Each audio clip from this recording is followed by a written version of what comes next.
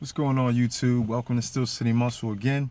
It's your boy Big Lou, here to bring you another informational, informative video.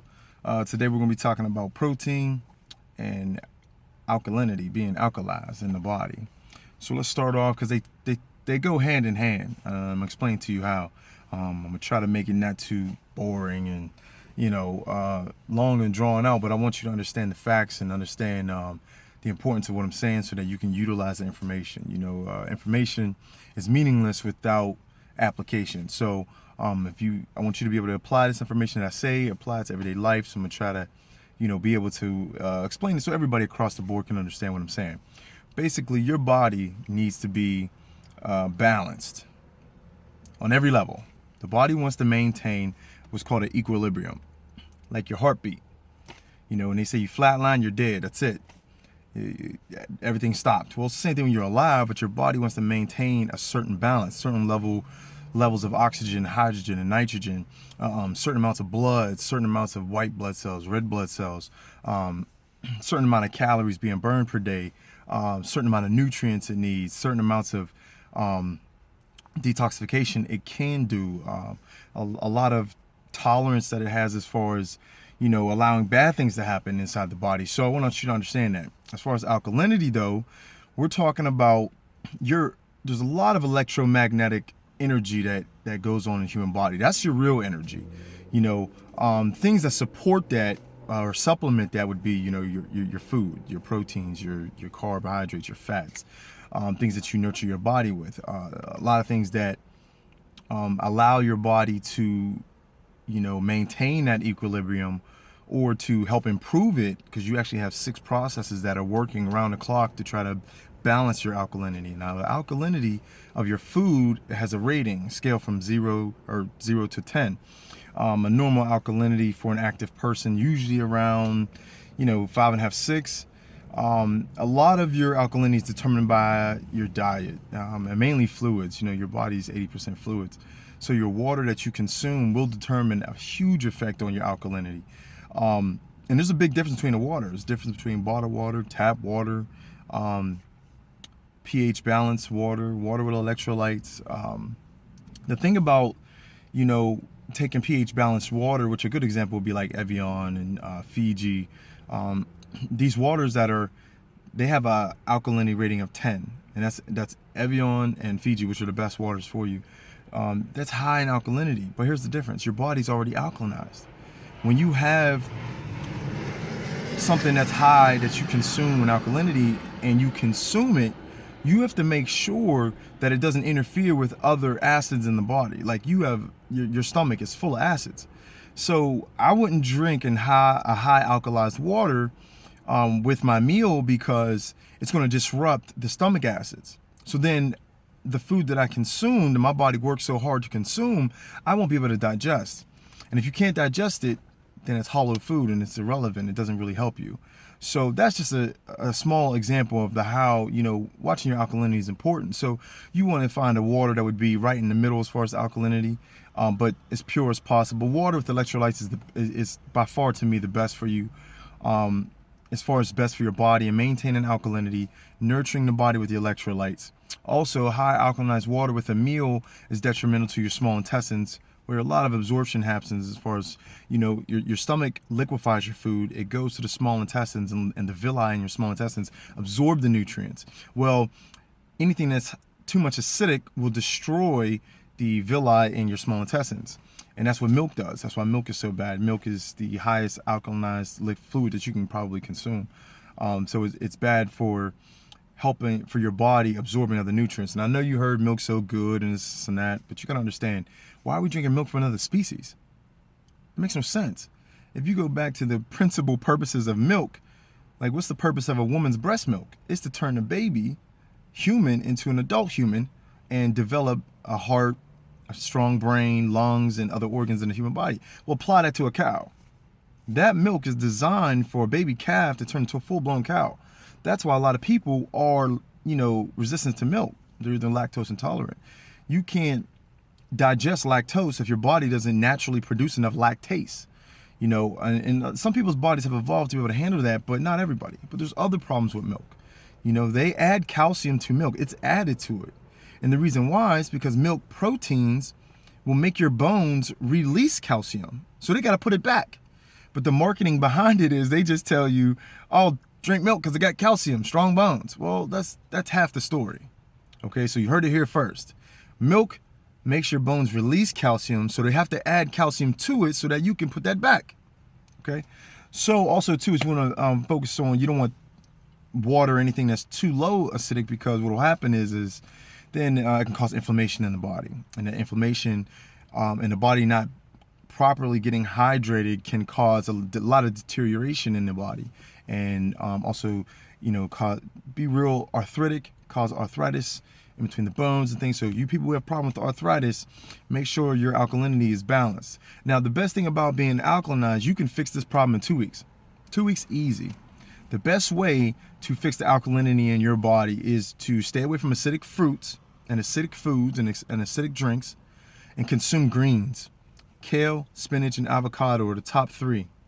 They improve the alkalinity in your body to cater to the equilibrium, and that's what you want to maintain. So, and also too, when you're alkalinized, the benefits of it, and this is going to lead into the protein, that it purifies your blood. It makes your blood stronger. You produce more red blood cells, and your blood flow and blood circulation are increased. Everybody knows blood carries oxygen. Oxygen will help your muscles heal faster. It will also prevent inflammation, and it'll also cater to any kind of wounds and illnesses you may have, to help your body heal faster.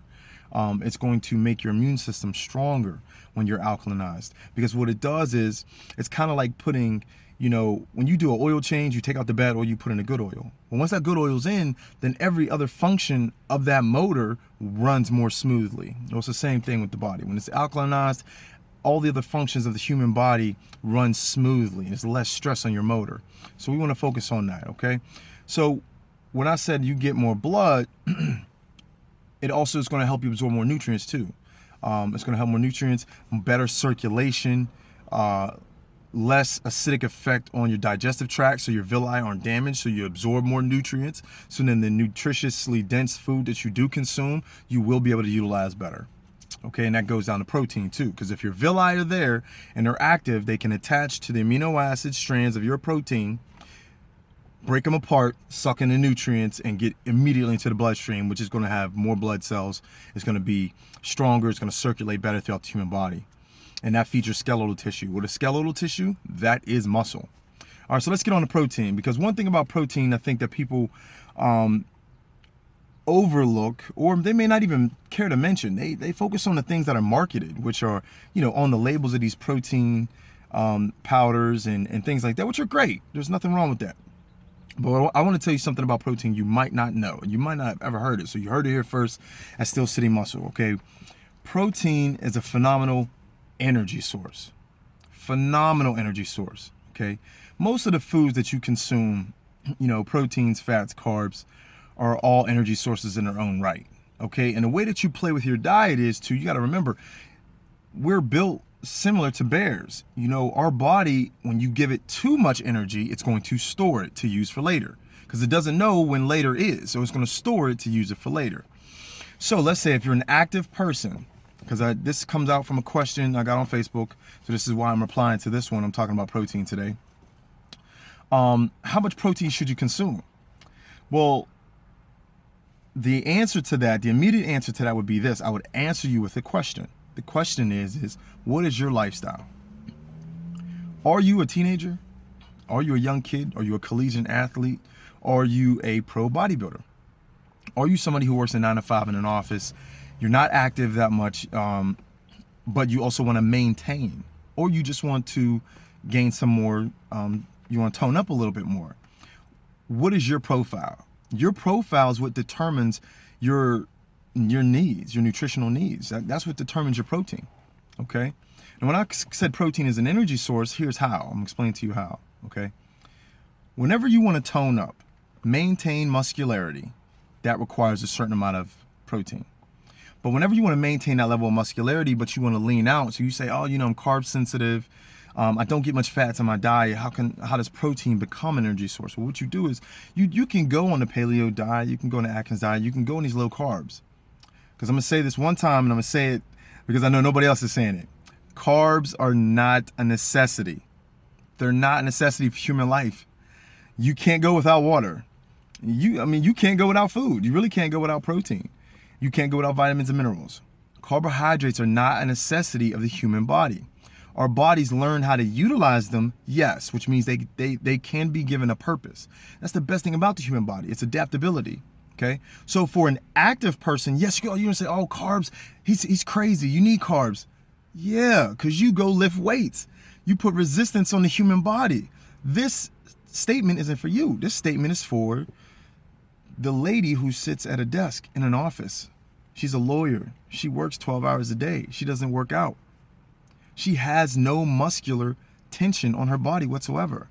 What is she gonna do with those carbohydrates? What is her body gonna do with it? Her body's going to store it. It has no purpose. If you sit down all day, you should not be consuming carbs. I don't care who you are, bodybuilder or not. You know, if you're an office person, you're not an active person, and you work out less than 2 days a week, you should not be consuming carbohydrates. Period. There's no purpose. But what you do is, if you do not consume carbohydrates on days that you're inactive, you switch your body's other energy sources. You make it result to other energy sources to stay alive, to also, fuel the body for this resting caloric rate. Because you burn calories just sitting still, but it's a low amount. So what we're going to do is you lower the carbs and your body will convert to, it's going to reach for those fat stores. Okay. Now, if you're a thin person and you don't have, you got 2% body fat or 5% body fat, so you say, well, my body's not going to utilize fat, I don't have it, then it's going to switch to protein. You got to figure the body is made up of amino acids. The brain, the heart, the lungs, skeletal tissue is made up of amino acids. Well, what is protein? Amino acids. So what I want to say is this.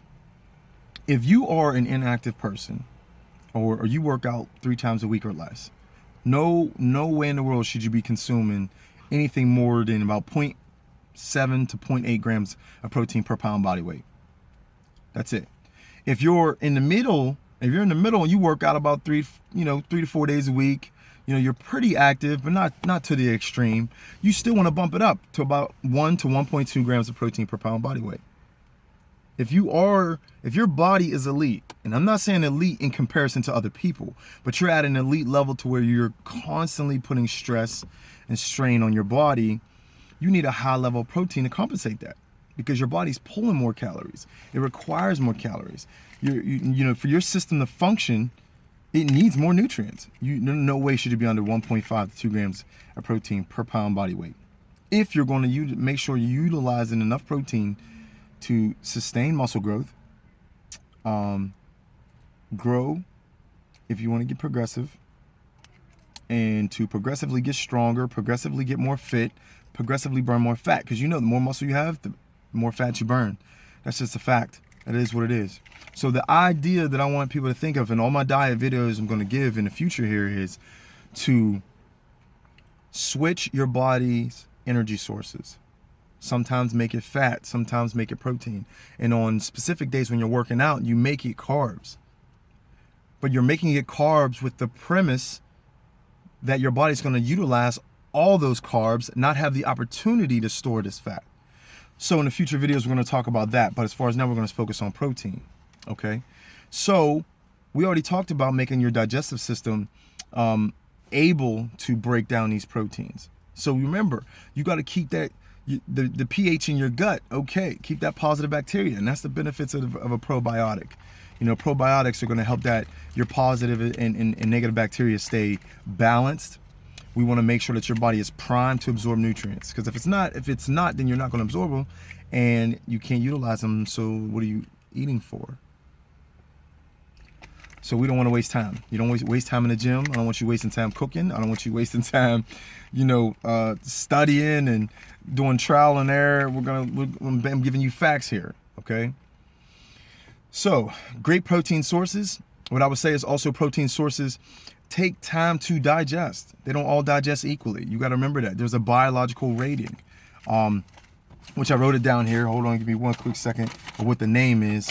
There's an actual name for it, of the scale rating that they utilize to rate your protein's digestibility and bioavailability.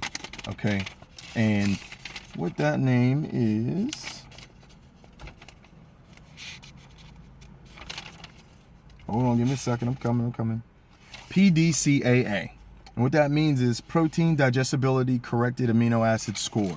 It's a scoring system, okay? And that tells you, and that's on a scale from 1 to 10, 1 being the highest, it means you digest the most at the highest rate. And the top things for that would be eggs. Eggs and beans are at the top of that list. They have a 1 rating, you know. They digest quickly. We're talking, 30 minutes tops.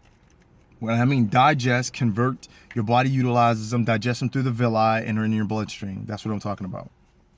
So when you eat certain protein sources, it's determined by how it's absorbed, how fast it absorbs. So if I can go with like red meat, if I want to eat a steak might take my body 6 to 8 hours to digest. How can I consume any other food during that time frame if my body is focusing on liquefying that steak for 6 to 8 hours?